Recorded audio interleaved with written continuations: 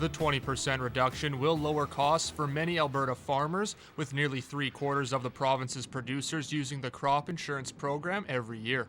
And that equates to about $55 million going back into the pockets of farmers, which, if you break it down per acre, if you had a 2,000 insured acre or 2,000 acre farm, it's about $8,000 in savings this year alone. Alberta Minister of Agriculture and Forestry Devin Dreeshen says part of the motivation for the reduction is the looming increase of the carbon tax. The federal government has announced the carbon tax will increase to $170 per ton by 2030.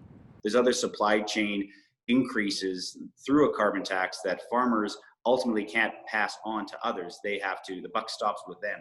They have to absorb that cost. Farming groups on both sides of the border have been occupied by the carbon tax, with the Agricultural Producers Association of Saskatchewan continuing to lobby the federal government for more exemptions when it comes to farmers. It's important that we just keep lobbying with the federal government, and 2030 is a long way away, but at the same time, it's important that we get this right.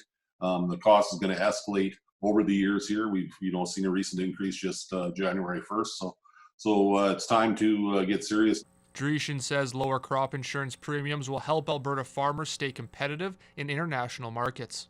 In agriculture, about 80% of what we produce gets exported internationally. And so we are competing against the Australias of the world and other similar countries, Russia, that don't have carbon taxes, they don't have punitive regulations. Producers' grain drying and transportation costs are not currently exempted under the carbon tax.